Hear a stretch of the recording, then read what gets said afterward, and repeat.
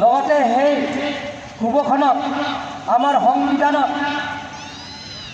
প্ৰয়োক্তাসকলৰ প্ৰতিও কৃতজ্ঞতা জ্ঞাপন কৰিছে। 1950 চনত আজি দিনটো ভাৰতবৰ্ষ এখন সাৰ্বভৌম গণতান্ত্ৰিক ৰাষ্ট্ৰ মৰ্যাদা লাভ কৰিছিল আৰু ভাৰতত সংবিধানৰ কাৰ্যকৰী কৰা হৈছিল। ভাৰতৰ দৰে এখন বিশাল গণতান্ত্ৰিক ৰাষ্ট্ৰীয় স্বাধীন নাগৰিক হিচাপে আমি প্ৰতিজন ভাৰতবাসীয়ে গৌৰৱ অনুভৱ কৰোঁ।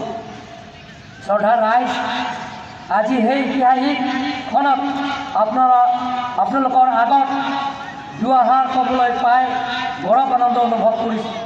গণৰাজ্য দিৱস উদযাপনে আমাৰ পূৰ্বপুৰুষসকলক সপোন আৰু নৱপ্ৰজন্মৰ কথাৰ পূৰণ আমি কিমান সফল হৈছোঁ সেই কথা ব্যাখ্যান কৰাৰ বাবে আমাৰ সকলোৱে সুযোগ দিয়ে। বিগত বৰ্ষ অসমত জনসাধাৰণে আমাৰ চৰকাৰৰ পক্ষে উকথন সমৰ্থন আৰু জনদেহে প্ৰদান কৰিছে। আমি গভীৰ আশা আৰু প্ৰত্যাশাৰে আমাৰ যাত্ৰা আৰম্ভ কৰিছোঁ। সকলো নাগৰিকে সংবিধানৰ প্ৰদত্ত গণতান্ত্ৰিক অধিকাৰ পূৰণ কৰাৰ বাবে আমাৰ চৰকাৰে প্ৰচেষ্টা অব্যাহত ৰাখিছে। এক অহিংসাবাদী শান্তিপূৰ্ণ পৰিৱেশ মাননীয় মুখ্যমন্ত্ৰী ডক্টৰ হিমন্ত বিশ্ব শৰ্মাদেৱে বিশ্বখনত আৰু গতিশীল নেতৃত্ব আমাৰ চৰকাৰখনে প্ৰগতি আৰু পথত আগবাঢ়ি গৈছে।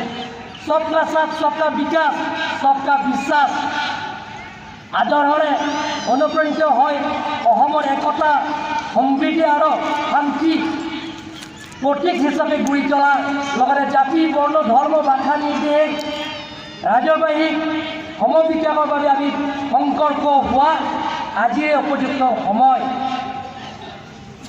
যোৱা 10 মে' দিনা আমাৰ নৱনিৰ্বাচিত চৰকাৰখনে মুখ্যমন্ত্ৰী ডক্টৰ হিমন্ত বিশ্ব শৰ্মা নেতৃত্বত শপত গ্ৰহণ কৰা দিনৰে পৰা অতি কম ভিতৰত ভালেমান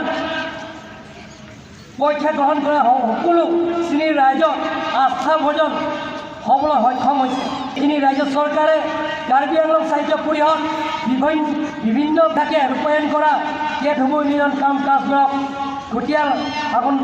আগত দাঙি ধৰিব প্ৰয়াস কৰিছে।